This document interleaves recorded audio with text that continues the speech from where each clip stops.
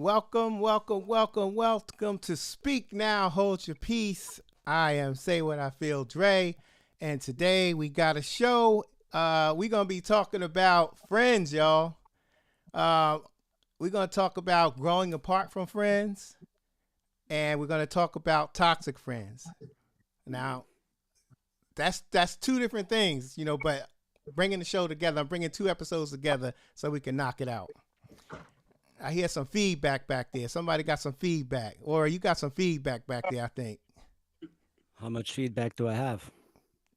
you got that Barry White feedback. Your headphones probably up. Um, all right. Can you hear me when Oh, do you you. hear the feedback when I'm talking? It's not your feedback. It's when I hear it. Okay. I mean, when I speak. Yeah, sound. All right. You might have to Let lower me your. You might have to lower lower your the. volume or something. Something's high. It's real high. Okay. I'll change my headphones. These are All new right. headphones, and maybe that's what's messing it up. All right, I mean, you could do it while we speak. I'm gonna go ahead and go on. All right, let's get. Let me. You know what? Let me give him. I'm gonna give him about a quick second to do that, so we can make sure he can hear us, because this stuff's gonna be for him also. So let's just give him a second here.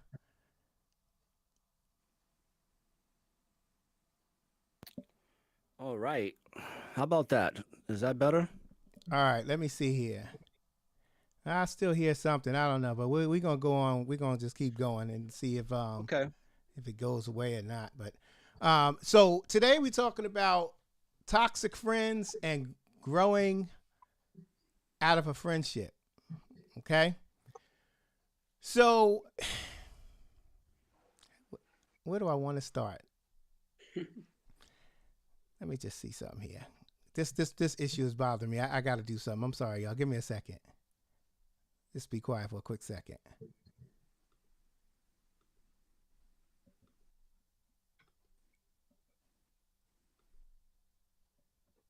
Give me 1 second. All right, I muted you, or you're fine. Lady B, it's your mic. You got a condenser mic? Yes. All right, that's probably what it is. I'm gonna turn you down just a little bit. All right. All right. So sorry about that. Let's get on with this because we got an hour. We're probably less than an hour now. I like to keep my shows under an hour. But yeah, we're gonna talk about toxic for the third time. We're gonna talk about toxic friendships and growing apart from friends. All right.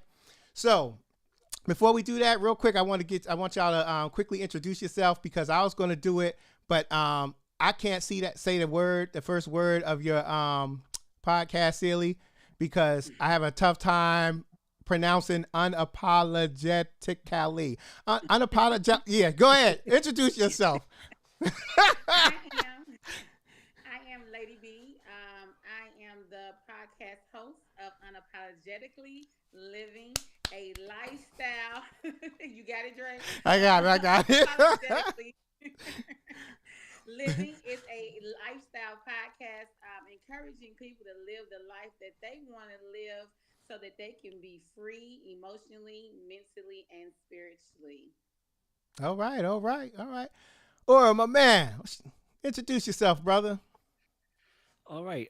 My podcast is called Network of Awareness, and my name is Aura, the host, and we discuss what's going on in society and culture. And I basically give a common sense approach with the truth and the facts on what's really going on in society here in America and abroad, and how we can be aware of not only our surroundings, but the social conditions that are ever changing in our society today. All right. All right. So y'all give him a hand. All right. Give him a hand. All right. All right. All right. All right. That's enough. So look, I want to start out. I want to give y'all. I just want to talk about friendships and just different things about friendships. I'm just get into it because I'm a little lost for words today. I'm off my game today. I could tell. I could tell when I start, if it's gonna go good, if it's gonna go but it might go on today. But just bear with me because I'm off my game. So we talk about friendships. Sealy, why do Mm-hmm. friendships end? Give me two reasons why friendships end. Now, actually, one. I'm gonna give me one reason why a friendship ends. I think that one of the main reasons why friendships end because people grow apart. You normally you when you grow and you learn new things, you go new places, you have new experiences. It changes you as a person. Sometimes it's intentional, sometimes you don't know. You subconsciously start changing. You grow apart. Okay, all right. Or what's the reason friendships end? Well, I definitely agree with Sealy. I would also add that it could be circumstances. Sometimes friends do something really bad that is unforgivable. Like, it could be sleeping with your husband or wife. Do you stay friends with that person? Obviously not. So I think it's circumstances and experiences that break friendships apart. All right, all right. Well, I'm gonna tell you right now. If you owe me money and we friends, it's going to end. You owe me money, it's going in. I'm telling you that right now. Oh, you don't value the friendship. Say what I feel. You just don't value the friendship. The hell I don't. If I lend you money, I value our friendship. All right. I'm speaking to whoever looking. If you my friend and you looking now, if I lend you money, I value the friendship. You don't pay me back, it's over. Okay. All right. I just want to put that out there. All right. So Well, they say if you lend money to friends, then you shouldn't expect the money back. If you do well. get it back, great. If you don't, it is what it is. Hmm. Yeah. At least that's what I was told. Oh, okay. Oh, all right. Well, I was Oh, what told if they need it back though? if what? What if they don't think you need it back? Oh, they won't think that simply because once the money hits their hand and they hear these words come out my mouth, you need to pay me back all of it, and you need to pay Okay. me back on this date. So they won't think that. But honestly, I'm just joking. But if they needed it, it is what it is. You know what I'm saying? So I've seen friendships fall apart because for a lot of reasons, and I think one of them was the time invested in each other. Um, where one is willing to spend the time and the other one is not. Mm-hmm. So I've seen that happen. I've seen it happen to quite a few people, and it didn't go well. I mean, they tried to work it out, but it just didn't go well. But I know both of y'all have some stories about friendship, so I know you both experienced something, and I would like, or I'd like you to start with just your story first. And I know you shared this story with me, man, but this is off the chain. So tell me about that story real quick, man. Oh, you're talking about when I was 15 years old. Yes. Wow. Okay, that's a pretty deep one. By the way, speaking on friendships, so a lot of times friendships, excuse me, friendships will end based upon your friend getting with someone else. It could be a man or a woman, and sometimes they just tend to go up that person's butt and get so infatuated with them that they forget about everybody else. But we could talk about that later. Absolutely. But Absolutely. in my experience, let me close my window here because I hear the police. Hopefully, they're not coming to my house. So I had a situation where I had what you would call a best friend, one of my best friends, which two other best friends didn't like. I just couldn't really see what was going on at the time because I was young. I was a teenager. I knew this young man when we was 13 years old. His grandmother was best friends with my mother, which she lived across the street from us. So when he came to live with his grandmother, he came from Staten Island projects. He actually knew Raekwon and Method Man and all those people over there because I got to hear their music way before it came out. So, long story short, he moves over to the Bronx. Lives across the street from me. We become really good friends. He goes on vacation with us. I sleep over his house. His grandmother cooks for me. My mother cooks for him. It's a very tight knit situation. I wound up having to go to public high school from having a scholarship in high school to going to public high school, going to a collegiate high school to going to what you see in the movies. where there's gangs and like you got to walk, you can't walk down certain hallways. I went to that type of high school. It's called Stevenson. Okay. And it was almost like prison. And when he got in there, he was associated with some guys from what's called the Boot Building in Castle Hill Projects. So anybody that's from that area knows what I'm talking about. The guys that he was involved with were some real low lives, some real like people that don't value anything, and everything was about being gangster and robbing people and just being a real deviant, and just overall their nature. He felt like he had to prove something to these people. So what did he do? He basically set me up. And the reason he set me up, and I didn't get to talk to you about this too much, and I'll make it brief because I know, there's so much time for the show because it's pretty in-depth story, but I'm going to give you the key points. I was selling marijuana at the time. So I transitioned into a little beginning drug dealer, so to speak. Um, and I was good at my enterprise. I grew pretty fast. So he wanted to be a part of it. So I did. I allowed him, I would give him what we call work. And I would say, here, get rid of this. Then he would come back to me with a story every time. And my dumb self would believe him because he was my friend. And I was so loyal and gullible that I didn't think my friend was getting over on me. But every time he'd be like, oh, Officer so-and-so or the security guard took the marijuana from me. And there was always a story. This happened about a good 5 times. So a couple of my friends said, he's getting you for your trees and you're not saying anything to him. You're just letting him do this. I was like, nah, he wouldn't do that. So I cut him off. I kind of got hip to it. Cut him off. I told him I'm not doing this no more, which was a lie. Come to find out, coming towards Christmas time, he found out that I was still selling.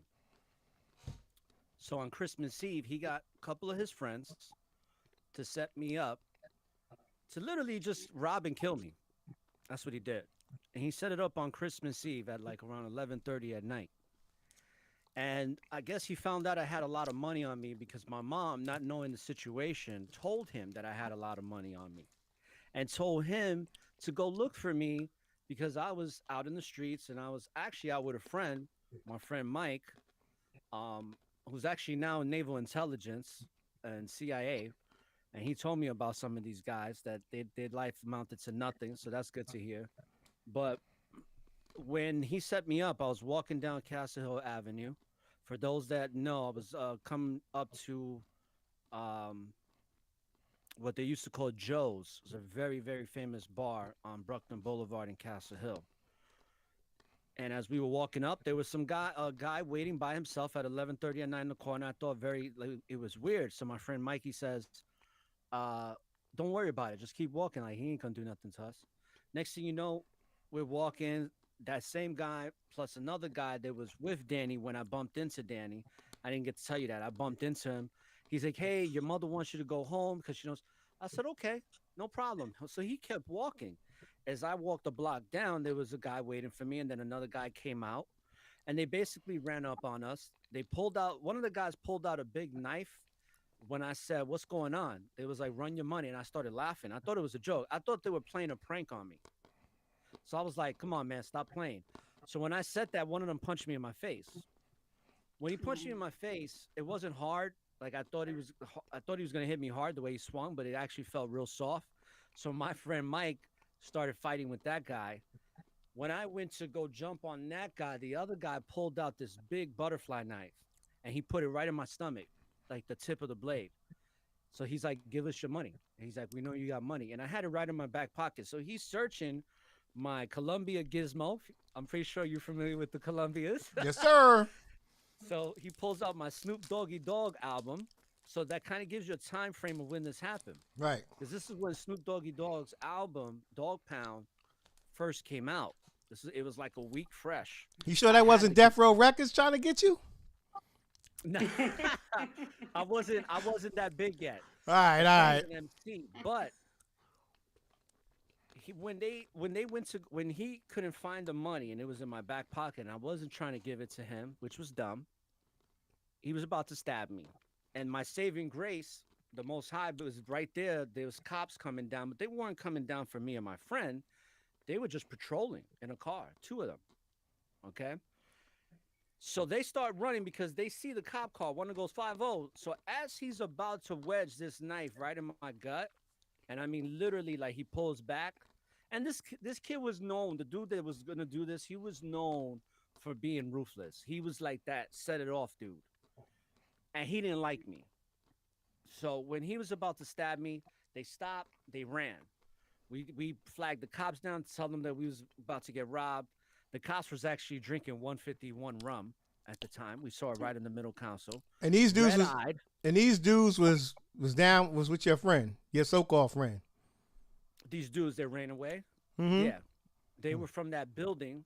Okay. Because I got family in there. I used to live there when I was small. I don't remember it because I left when I was 4. So they run away. My brother goes and finds Danny. And my brother got a knife on him. He questions Danny. Everything settles. You know, my mom winds up sending me to Florida, and there's a whole chain of events that happened from there when I went from selling weed to heroin. So fast forward, 2 weeks after that, he got me jumped in the high school. I'm walking out of gym class by myself. I hear a rumbling. And when I mean I hear a rumbling, like it's like that rumbling you hear in Africa with when the when the elephants and all the animals are running and all you hear is Mm-hmm. I heard exactly that. And I turn around, it's that dude that was gonna stick the knife in my stomach. He punches me in my face. I fall to the ground, and there's like about 30 guys stabbing me with ice picks, stomping on me. I mean, you name it. I was, and I had my Gizmo jacket, that same one. It has the whole. I wish I could show you the jacket because I would show you the holes that are still in it, but I got rid of that jacket. I felt like it was a bad energy connected to that, so I got rid of it. So I got jumped for about 30 seconds by 30 dudes, which is a long time. If anybody's ever gotten jumped by 30 people, 30 seconds feels like 30 minutes. And I came out unscathed. I got to be honest with you. I had a scratch on my back. None of the ice picks got to puncture my skin because the gizmo, I guess, was too thick. But I have to keep prefacing that to this whole story that I was blessed. Like, I feel like I came out very well in all this. I came out with great substance in all of it as well. So you fast forward 2 years later, I'm back home after living in Manhattan for a year. He shows up, my friend that set me up. He shows up after 2.5 years of this incident happening with a dog, and he wants to mate his dog with my dog. So I go, all right, come meet me in the backyard. Now, I didn't know what to feel, but I had a friend that was in my room at the time and was like, let's bring him to the backyard and beat him with bats. And I was like, nah. And mind you, I know that I didn't mention this on the podcast. I really don't want to get too deep into it, but I'll just mention that me and a friend was going to murder him after he set me up to get killed. And the only thing that stopped us was my brother, my older brother, Ray. And my brother literally said, I never forget the day when we was walking out the door. We had a 38 revolver that we was going to kill him with. And he said, don't worry about it. Let him be. Let God handle it. He's not going to see past the age of 18 or 19 years old. That's what he said. And then we're 18 years old. He comes to my house years later, unannounced. My stepfather answers the door, lets him in, says he wants to mate his dog with my dog. I tell him to meet me in the backyard. My dog doesn't want to mate with his dog. Mind you, my dog was a virgin, so you would think he'd be up for it. But he wasn't. He did not. He was going to kill the dog. So I told him, hey, it's not happening. He leaves. We had some words, but it wasn't nothing in depth. We didn't talk about the situation. I gave him some apple juice. He drank it. You could tell he felt a lot of guilt in his heart. I didn't understand that at the time, but knowing what I know now, looking at his face, he had a lot of guilt. He had a lot of things he was struggling with that I didn't know about. 2 weeks after he saw me, his uncle that lived with his grandmother comes across the street at 11 o'clock at night. And yeah, it was about a week or two later and says, hey, Danny committed suicide. He hung himself in his room. Wow. And I just saw him, I don't know, like a week or two before this happened.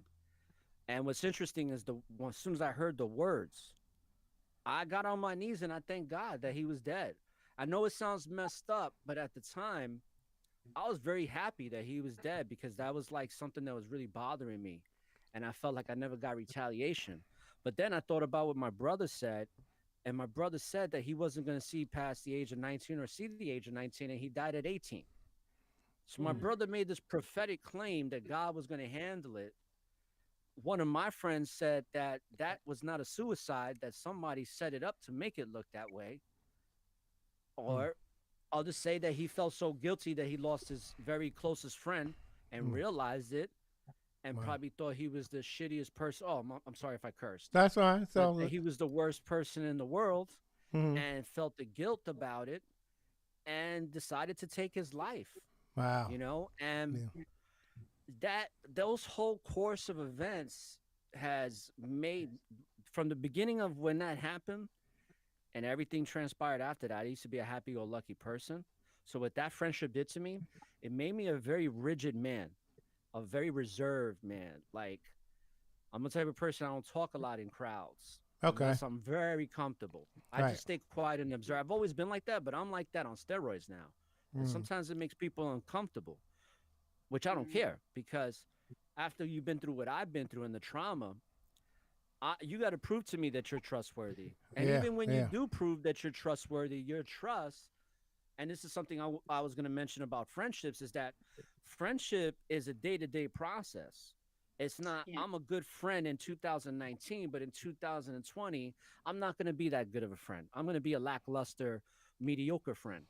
And with I noticed with friendships, it's an everyday process where it's just like family, where your intentions towards our friendship or our relationship in general is going to determine how our friendship continues to exist or if it doesn't exist at all. Right. And Right. I found in my experiences that a lot of people, they don't have that consistency because their intentions from the beginning or midway, they get a little fickle, they get a little distorted. And a lot of it is jealousy, believe it or not. A lot of friendships, Yeah. Mm-hmm. they split apart because of jealousy. And you could be best friends with somebody, like I was with this particular individual and another person who had, they both had the same last name, which is so weird. So weird. Their last name was Roman. And for some reason, with the Romans, they always have a very, very deep rooted jealousy towards me because he Mm. wasn't the first Roman that, or he was the Wow. first, but there was a second one too that had a lot of jealousy and envy towards me. So I just want to end off by saying that you could be friends with somebody and you really got to listen to what they say to you in casual conversations, Yeah. especially when you're alone Hmm. and especially when you're around certain people. Yep. And you know, it's funny that you say all of that because I got a lot of stuff that's going to lead up to exactly what you said. I mean, like you are on point with it. You dead smack on point with it. And I'm telling you, man, you are so correct in everything you just said. And it's a shame too, especially with the jealousy thing. But Sealy, I know you Yeah. got a story too. I would love to hear. Can I hear what you went through? Because I know you explained it to me a little bit, but we didn't go into detail. So can you tell me what you went through? Yeah, actually, Aura, he actually introduced my whole topic of my whole friendship experience. I was young, just like him, when the friendship started, so I wasn't aware like I am now. Just like he said about you have to pay attention to what they say to you when they're so called joking, when they're being serious, when you're around different people. When you're alone with them, you do have to pay attention. My friendship started in high school, just like Orva's friendship started. I was friends with a young lady starting in high school. It carried over to our adult life. Um, Fast forward, we had a brief intermission during college years because I went to a different school than she did, but we still kept in contact. But once we both got back into our hometowns, we reunited. And we became even more closer than we was in high school. We was like, as they say, thick as thieves. And at that time, I had just went through a divorce from my first husband. So I was dating again on a rebound, enjoying life. She was dating as well and living life. So we were partying, clubbing, and, having a wonderful time. Well, shortly after I met my husband, while I'm on my dating spree, I noticed that it was certain things with her that was starting to change. Because one, I wasn't as available as I was before. Because my life changed. I started getting more serious with my current husband that I'm with now. And so at that point, that's when I started noticing different things was starting to change. But I thought it was just, hey, it's just, just how she was. So then when my husband, he got to know her as being my friend, he was starting to tell me, he said, it's something with your friend. And I was like, no, what are you talking about? That's my childhood friend. Like, it's nothing wrong. And so I didn't take his advice. I didn't notice. Even though I felt something, but I still didn't let him know that he was correct with what he was feeling. And uh, it was so many incidents, like Aura say, that I didn't. When I play them back now, I didn't. I did not take note to it. And what happened was how the friendship fell out was actually we used for each one of our birthdays, we would always buy each other a gift. It could be something extravagant. It could be something small. We could just go out. It didn't matter. That was just something that we did for years. Well, when the time came, once I got with my husband, and then once we officially got married, my birthday came around. She bought me a crazy gift, something that we just my husband and my friends, everybody just thought it was just crazy. It was like really. I'll tell you all what it was. She went to you all know a beauty supply store. You know how they have the cubic zirconia 399 earrings by the cash register. That's what the magnetic ones. Wow. That's what she gave me, just with a card. And it's like we've been friends for 20 years. Money is not an issue, Wow. and it really wasn't an issue for her either. And it was like, well, we could just went out to dinner. We could just went to drinks, or you eat, or if you were having a hard time financially and you didn't want to tell me, you could just say, girl, I'll catch you next month. We were that close. You could have just said, I'll catch you next month.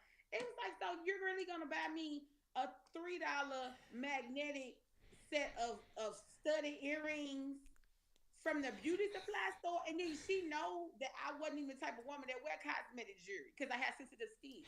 Wow. So Yeah. Celie, real quick, I you don't want to say her name, do you? Her first no, name? Okay. no. All right. To the one who gave Celie that, you deserve this. You deserve it. Boo, boo, boo. You deserve it. Boo, boo, boo. Boo, you deserve that. Go on. And so, Shame on thank, you. Cubic thank you. zirconia. I So can't even spell it. I was devastated.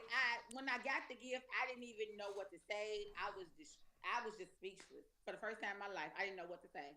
So my husband had came home. I showed him, and he thought it was a joke. Like I was playing a practical. He's like, this got to be a joke, like for real. And then other people, they were like, it's a joke. She really got your real gift at home. Like so.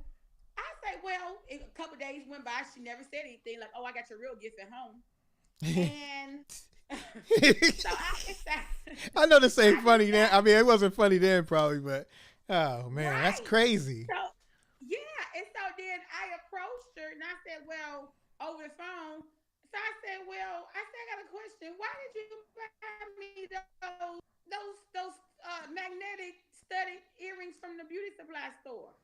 You know I don't even wear cosmetic jewelry because I have sensitive skin. Like, where did this come from? This not how we roll. Wow. She went ballistic. She just went in. Like she had been holding years and years of stuff that I never knew. And that's when she came out. She said, I just think that you're being very materialistic. And you got that way since you've been with your husband.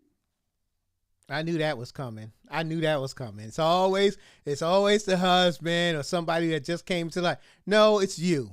You know what I'm saying? It's you. It's your Yeah. hatred. It's your jealousy. It's you know what I'm saying? Mm-hmm. Yeah. And so I was like,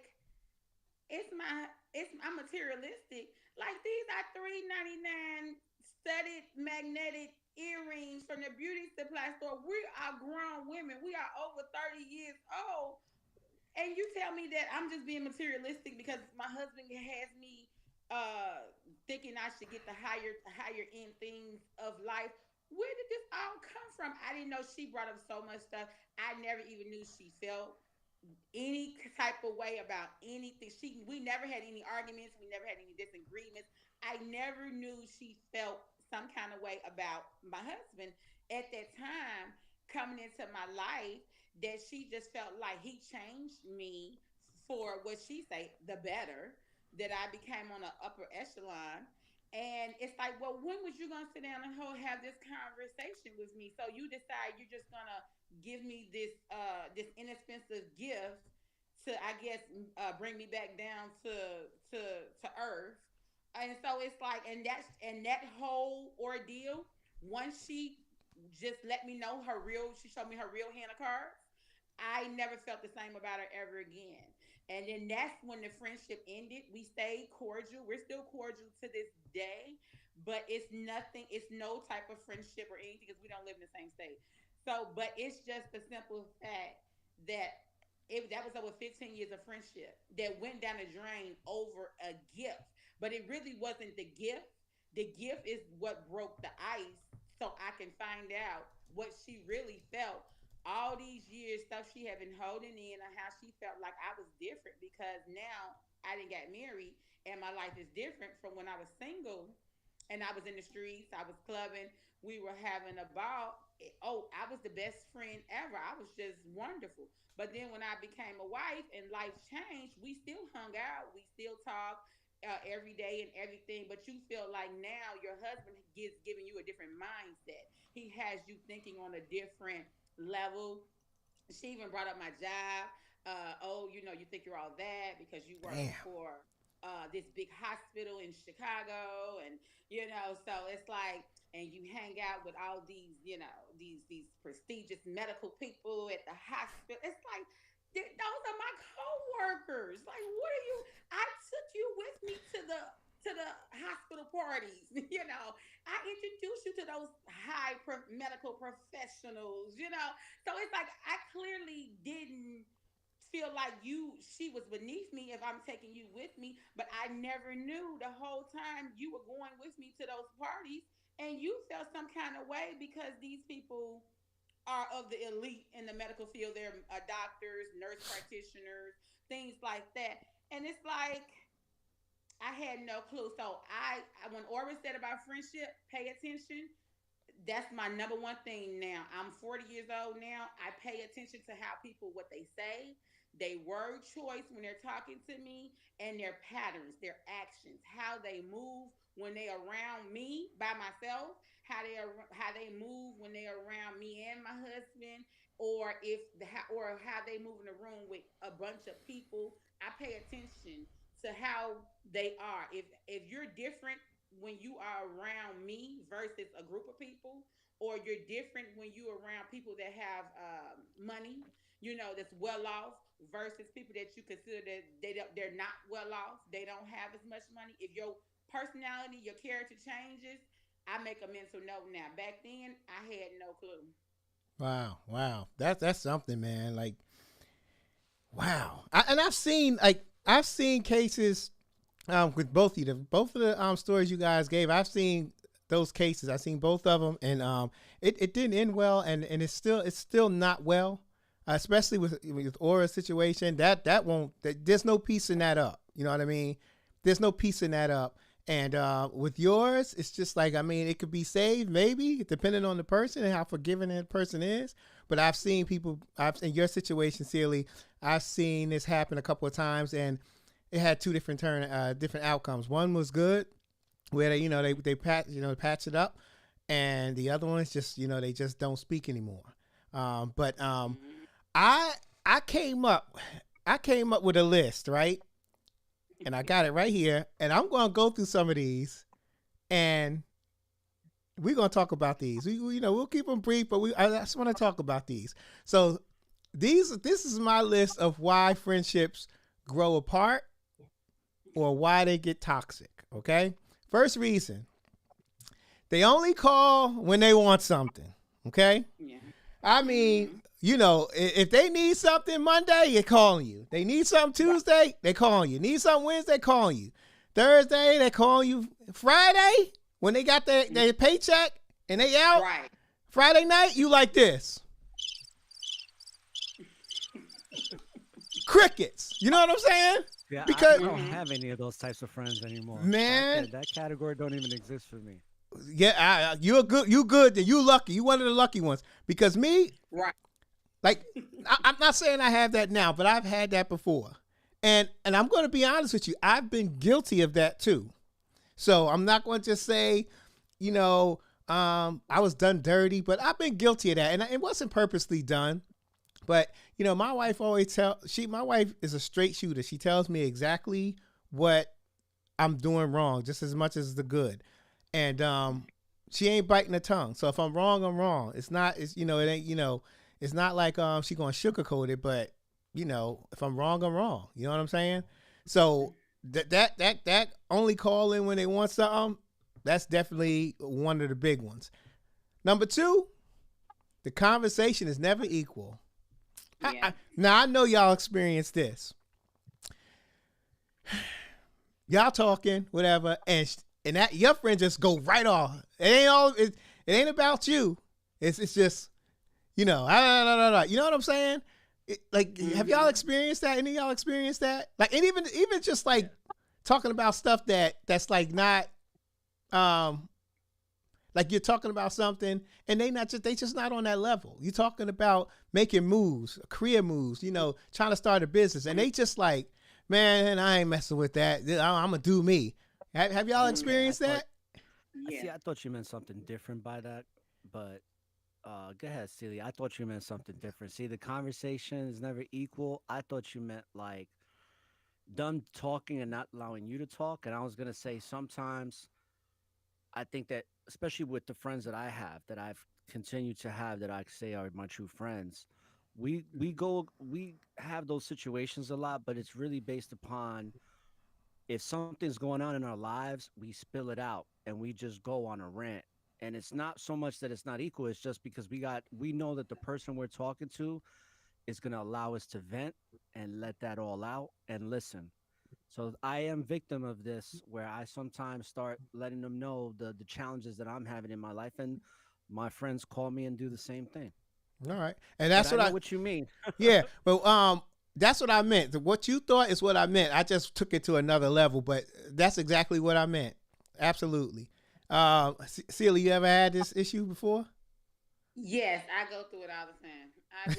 So what I Celia be going through some stuff, man. yes, what I was saying, because I have a huge social network, and what I had to do was categorize my friends, and I started doing this. I'm a Texan now. I've been in Texas for 4 years, so I lost a lot of people when I moved to Texas, from the Midwest, Chicago. Because of course it's that whole, her and her husband think they something, they didn't moved on up, and so I had to categorize people. So it was people that when I would call, and they'd be like, they didn't, like, just like Aura saying, and just like you saying, Dre, that when you would call, and they would tell me all about what they got going on, but soon the conversation was time for my turn. Oh, I gotta go. Oh, I Mm-hmm. gotta go. I gotta go. The kids getting out of school. Oh, I gotta go cook dinner or whatever. But the whole time, every time they call my phone, they want to tell me what they going through and everything.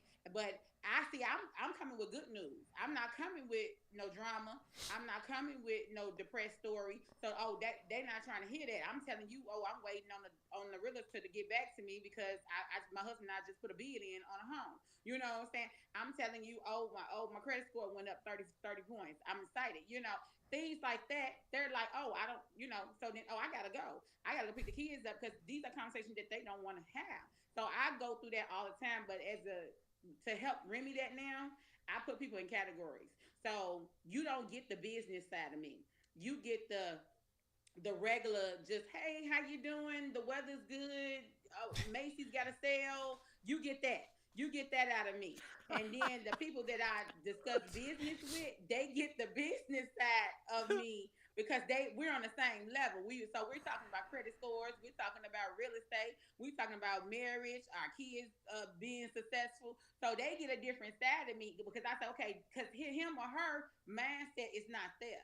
So I'm no longer gonna force it anymore. I used to force it, Hmm. but my husband, he's just like your wife. He's just like your wife, Dre. He's like he don't care nothing about your feelings. And my husband was like, you just need to stop trying to make these people want to be successful. You want to put everybody on. You want everybody to have a side hustle. You want everybody to have money in the bank and good credit. It ain't gonna work. Leave them where they at. you know. Yep. Yep. And That's so right.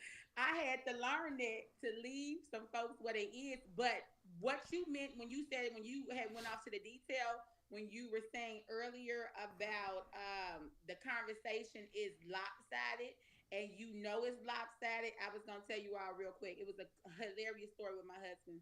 It was a few years ago. We were on our way to Mexico. The next day, my husband was packing, talking to one of his guy friends. His guy friend was going on and on and on and on and on about his situation with his kid's mother. And my husband was just listening while he was walking through the house packing and packing. And so my husband, when the guy got done, he got ready to tell him that we was going to Cancun and everything, what was going on with him and his personal life. My husband never got a chance to tell him we were going away. My husband started telling him about what he was going through on a personal level.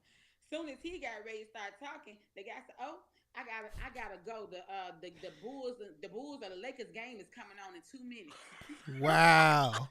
And so Well, I you know, mean, I was gonna say my that husband was literally looking at the phone. He was literally looking at the phone like, you didn't sit here for 45 minutes and talked about this chick for 45 minutes. As soon as I say two words, you tell me the Bulls game is coming on. I got to go. And, It's- he was like,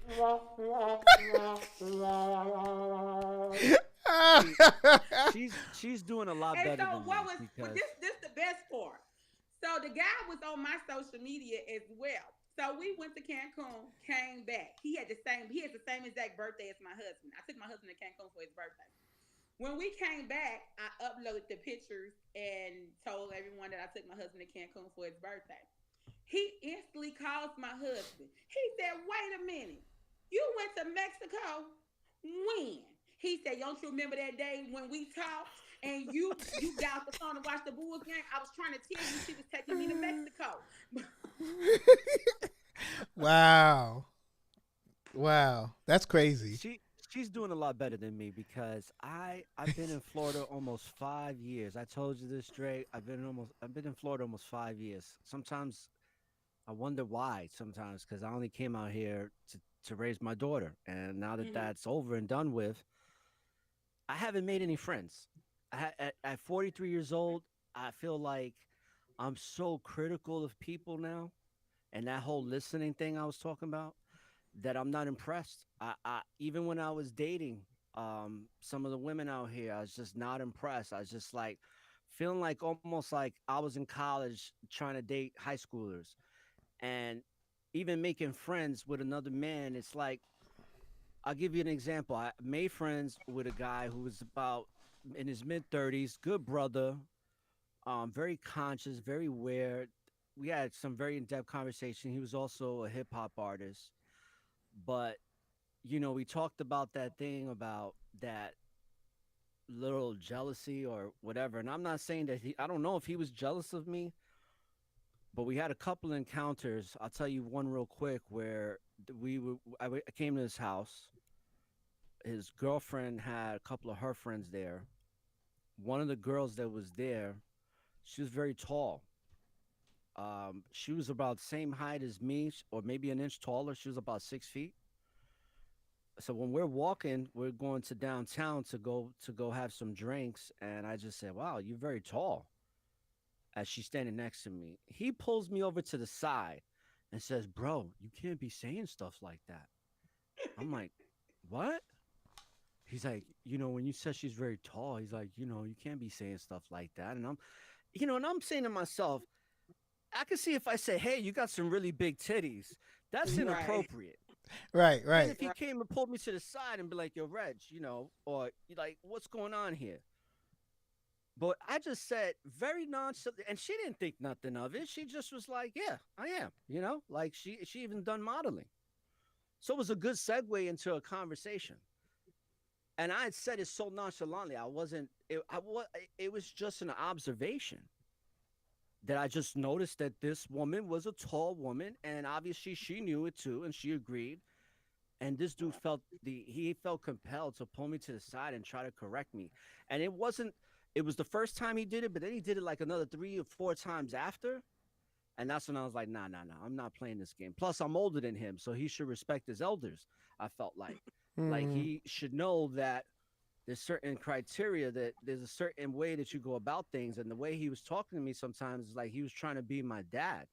Right, And I was right. just like, nah. So Wow. yeah. Wow. And I cut it off, and it's real easy for me to do that.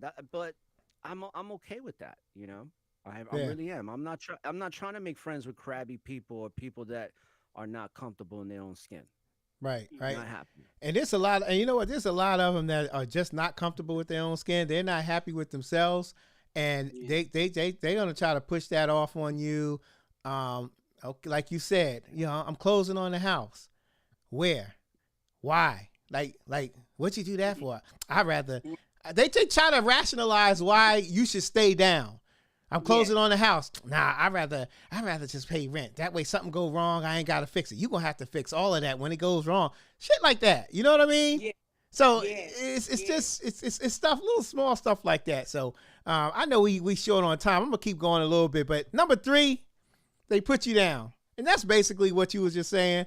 You know, thinking of some BS to make you feel down, and I'm just not cool with that, man. You know what I mean? Um, it don't bother me because it's just like I'm not even putting up with it. If you say that to me, you know, I'm gonna tell you about it, and that's another thing. My wife tells me, look, you go off the edge, with you go a little bit too far with friends. If they do one thing to me, certain ones, I find myself like, yo, man, I shouldn't have said that. I say some things that I shouldn't say. And she tells me that. And I agree sometimes. But then sometimes I'll be so in the moment, like, I'll be like, well, yeah, I shouldn't have said that. But there's some shisty friends that won't even have any guilt about it. You know what I'm saying? So me and somebody just got into it. This is my homie, man. Like we got into some stuff. He ain't gonna see this because we unfriended, but went to school with him, went to college with him, and it is what it is. I don't give a damn. Like I don't, and I just don't give a damn. Like, but when you come out your mouth with something like that, what you saying and all that stuff you say, then I'm gonna address it.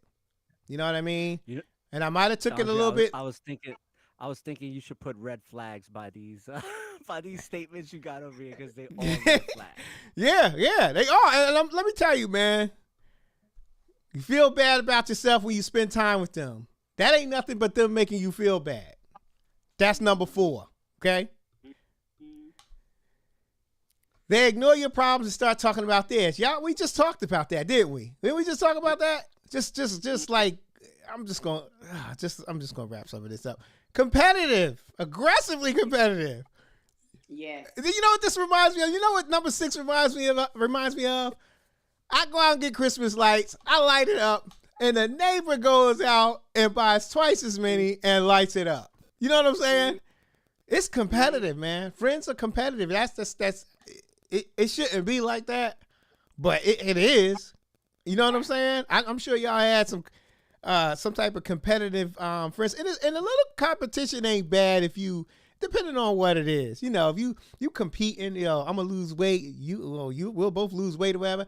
Push each other. Iron sharpens iron, like Aura said. Iron sharpens iron. I remember him telling me that. But when it gets to a point where like y'all competing, like well one of y'all is competing and going too far, and it's like you willing to like put the friendship on the line just for that, no good. You know what I'm saying? So Yeah, I agree. I had she's not really a friend. She was like an associate. I literally had to cut her off because she was just the competitiveness was just too much for me. Yeah. If I say I baked chicken for dinner, she said she barbecued chicken for dinner. It was just like everything was competitive. So I just finally I had to cut that association off because it was like it was getting kind of scary. Yeah. Like Yeah. we're really are competitive every single thing. If I tell you I'm going outside to go ride my bike. You tell me, oh, I skateboarded today, and it was just like Wow. Yeah. no. Next thing you know, they coming over. Y'all double dating, and she show up with a guy that look like your husband and wear the same clothes. You know what's crazy? You know What's that? crazy? It's Man. not single white. Not single white females. Married black male. You know, Well, something I you're was gonna onto mention something. about- You know, she used to always tell me she wanted a husband like mine. Wow, that's a scary No, there thing. you go. Well, the whole competition thing, I'm gonna tell you, it's for me, it's not even worth it because I, through all my research and study in personal development field, competition is always gonna breed separation, but cooperation, you gain so much more clarity and success, and that's a fact with everything. So I'm all about cooperation. And if I meet you and you start trying to compete with me when I'm not competing, to me, that is somebody that is insecure. And that's just my perspective. I'm not saying that's a fact because it doesn't necessarily mean that. But from the way I would look at it, if you're trying to compete with me as a friend and we're not, I'm not trying to do anything like to compete with you. You have to ask yourself why. And that's when I would probably just split off from them. But something I wanted to mention, Celie brought it up earlier in her friendship with that friend for 15 years, Celie. 15, right? Yes. And and I don't know if you want to touch on it, Dre. You let me know. But I think it's so important. She said she never had an argument with her. That's a red flag. And I say it to friends that have gone out. Like friends that tell me, "Hey, I'm with this guy or girl. We never get into an argument." That's a problem because you know why? When you have friends or significant others, okay, and hopefully you don't marry them if they're like this, but you might marry them if they're like this and realize later in the marriage that if they're not arguing with you and there's always just everything is peaches and cream and it always Mhm. like there's never tension, there's never this we need to talk about this moment, that's a problem. And what I've come to find out, and this is my personal opinion, is because they don't give a shit. They don't care about you enough to want to argue with you. Mhm. Yep. And Yep. they just Yeah. let everything ride. As long as you please them Mhm. and you could do things for them, they're really just using you. Yeah. And that's why I think your friend never had an argument with you because she was always just using you. You just didn't realize it. Yeah. That's Right. my opinion. And it's No, great. Go ahead. I'm sorry. Go ahead.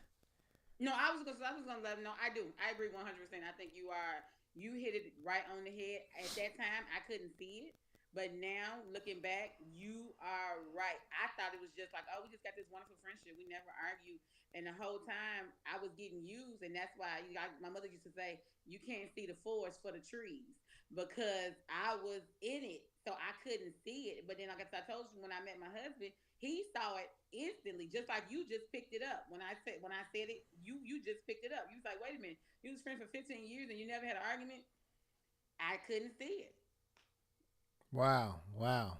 Yep. I mean, sometimes it's the outside eyes. You need to separate. We're blinded by either the time of friendship because we continue to give that friend a chance because we've been friends with that person so long, and sometimes you just can't base it on that. And when it's your time to let go of that person, it's your time. I think people come in your life for specific reasons. My wife tells me this all the time. That person may have came in your life for a year. He may not talk to you no more. Don't be mad at him. He might have discouraged you or deterred you from doing something that you probably could have got hurt doing or whatever it may be. He may be that friend. It can go as far back and as simple as this person gave you a ride home when you were drinking. Had he not been in your life, who knows what would have happened? You probably would have drove home. Maybe you wouldn't have been there. Maybe you would have. You would have drove home, got into an accident, killed. So I think people are in your lives for reasons, for seasons, as my wife says. And when your season is up, it's just up, And I used to get real upset.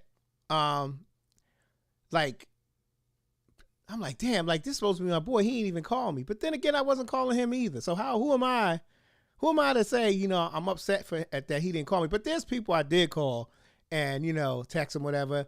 No love. I mean, these people I grew up with that live on the same block. Um, Mm-hmm. and, and it is, I'm not mad at it because I realize that, it's not that they ain't trying to talk to me or whatever. It's not that they don't like me. It's just that people have lives. So for some of you who watching this and your people ain't calling, your friends ain't calling you that you grew up with and all of that, it's not that and it took me a long time to realize this through my wife. She got a lot of wisdom that they have lives, and it's just not about keeping up with friendships. Some of them single parents, some of them, it's a lot, man. So it's just like, you can't really be mad at them, but things happen in friendships, man. We all get busy with life and those type of things happen. So that's something I think people should be aware of. All right. Yeah. Don't watch this, finish watching this and go get on the phone and start cussing your friend out. Well, damn, you get on the phone and be like, you ever watch Speak Now, Hold Your Peace, episode 8?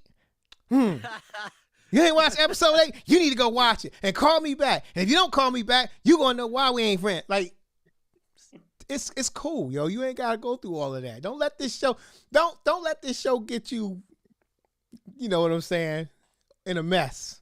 You know what I'm saying? So we all, I was talking about competitors, but I went on to something different. I'm gonna do 2 more. They aren't happy for you when good things happen. We already did that one. We already talked about that one. Yeah. They bring the drama into your life. Yeah. I've seen that too. I want to tell a story so bad, but I can't. For one, I'm short for time. For two, if I say this and they watch the show, they're going to know. But all I can tell you is I'm not going to say men. I don't want to be like just women, but I'm just saying in this particular case, I see women, they're friends, and every time I see them talking, like when I go to where I gotta go and I see them talking, the person, one of them just always, they have an issue with their husband, and then all of a sudden they enter these big arguments, and all of a sudden it leads to other stuff. So, right. you gotta watch the drama, because the drama will get you. Like some people thrive on that, Right. And when we look at the news, what's the most interesting thing? What do we stop eating? Like, whoa, wait a minute. Let me watch it. What happened? Somebody died. Okay. Ho, wait a minute. Oh man, we going to war? It's never nothing good. Like, right. We subconsciously like bad stuff. Mm-hmm. You know what I'm saying? Mm-hmm. Somebody got killed. Who? Whoa, who got killed? Who got killed? Who died? We subconsciously into that stuff. Now, and that's normal. But when you get people that bring the drama, who actually like, I want to start some ish, that's an issue. So that's one thing we got to look out for. Okay. This is a good one right here. Your friendship, especially when it's your family. Oh heck yeah, yeah. I've been blessed enough I've been blessed enough for my family not to be like that. But there are a lot of family members who like drama. Oh, you're very blessed then. Yeah, I mean, we all got some, like, hold on, let me take that, let me reel that back in. Let me rewind. Now, family members.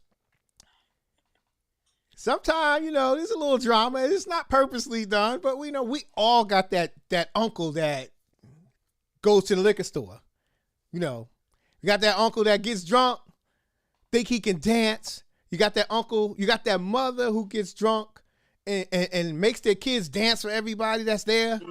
Remember that? You remember that? Like, dance for your uncle. Nah, I ain't dance. I don't know how to dance. But the drama's there. You know what I'm saying? It's there. But relationships feels like it's built on condition, like it's conditionally. I've experienced that. If you don't give me this and give me that, then I guess we not friends. They ain't come out and say that, but when you don't, lend them some money or whatever.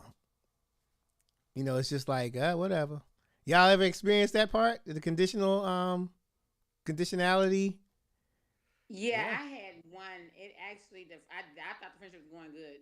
We actually used to work together, and it ended. I didn't make it to her father's funeral. I had called and told her that I wasn't gonna make it because I was running late.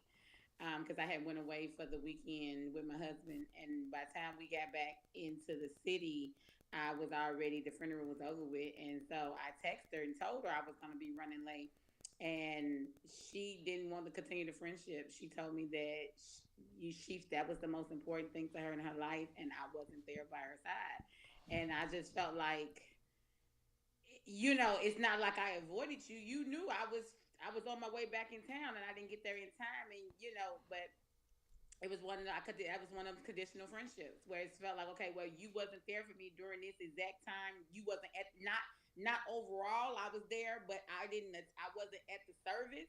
So she felt like I wasn't a good enough friend because I missed the service, even though I was right there on the phone with her right after everything was over with. To me, that's the most important time because I done Right, right. lost both of my parents. It's not just who make it to the service; it's if you there for me after the service and everybody's gone back. Everyone came from Yeah. out of town, come back home. But for her at that moment, you wasn't at the service, even Right, though I knew right. why you was at the service because you didn't make it back in time. But she still felt like I needed your body next to me at that moment, and our friendship wasn't good enough. So I just like, hey, and so we decided to go ahead and sever the friendship because I didn't attend the service. Ah, wow. And the most important thing about a service is when you really need somebody, the time that you really need somebody is after everybody finished eating at the reception and they go home. Mm-hmm. You know what I'm saying? That's when you need them. That's when you need people the most.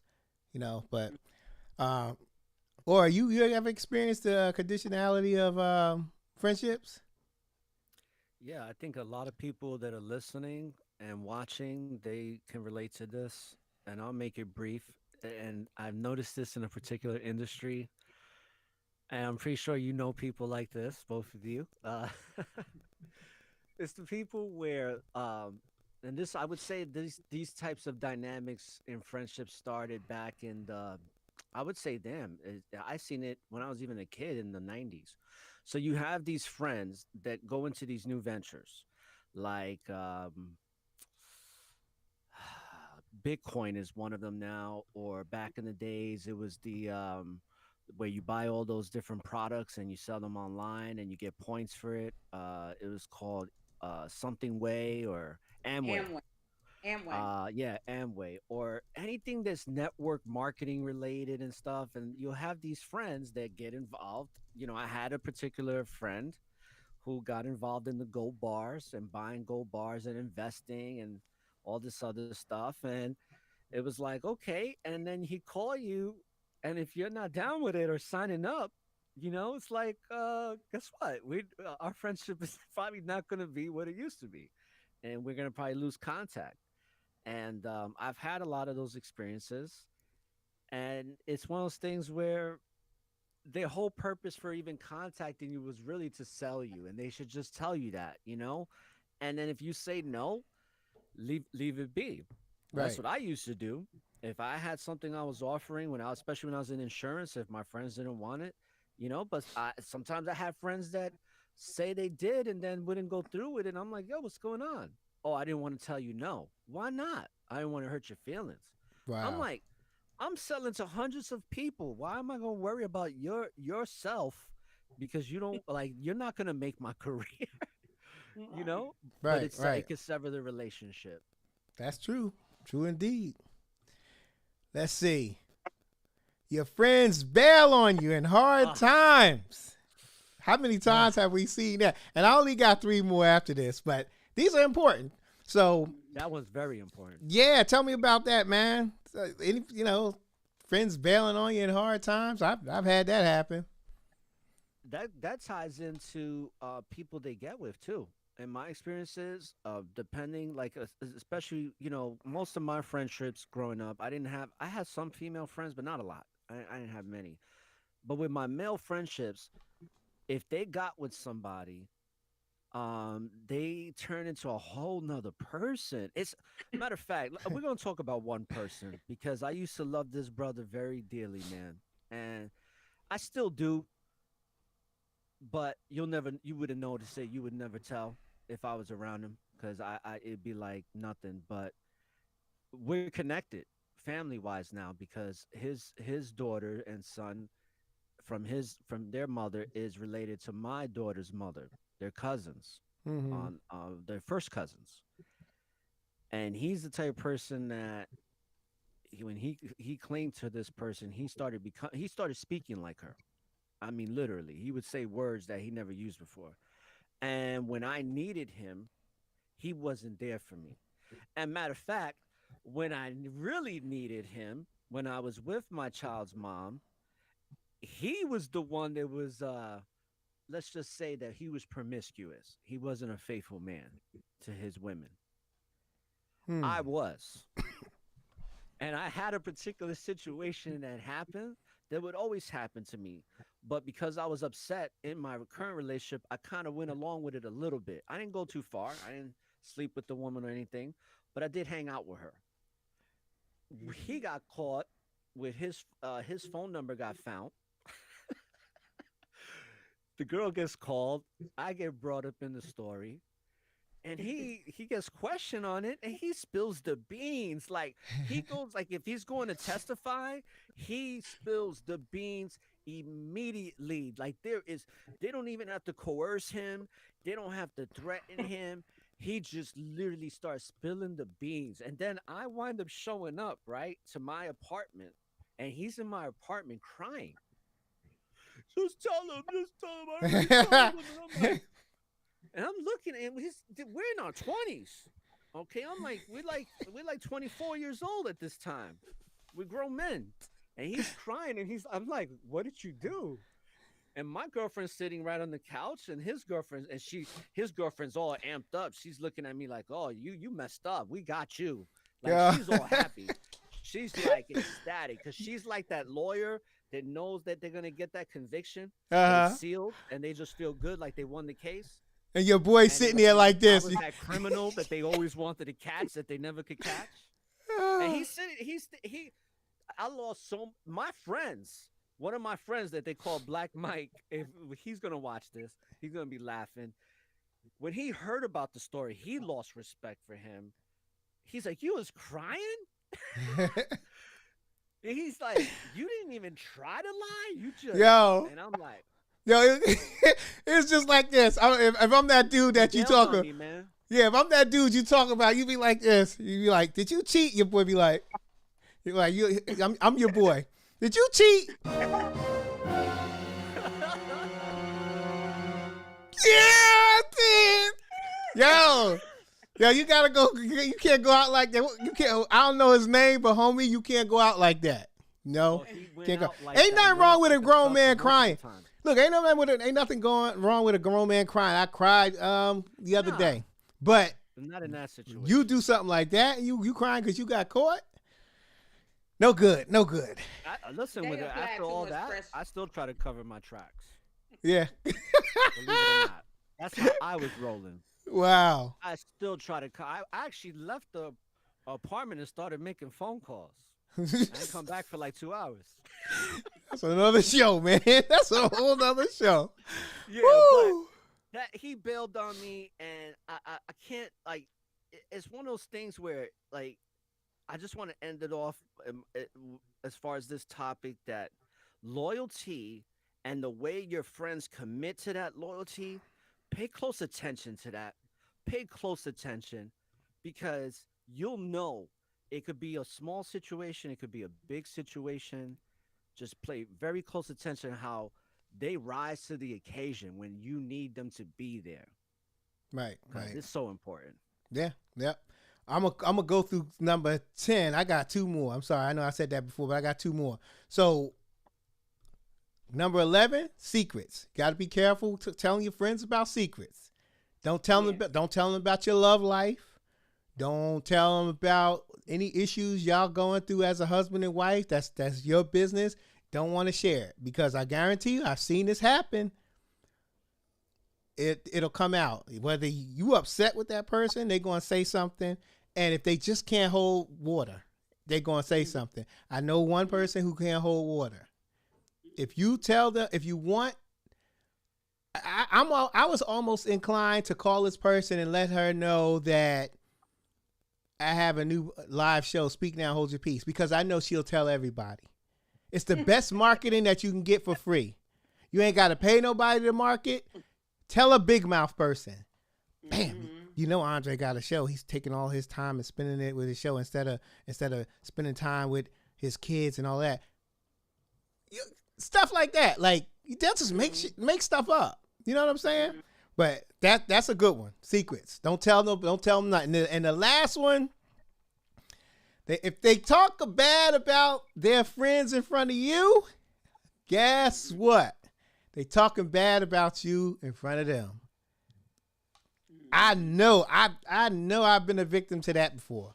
I know I've been a victim of that. I don't give a damn, but I'd been a victim to that. And once I found out, I washed my hands like I was picking up mud and about to eat dinner.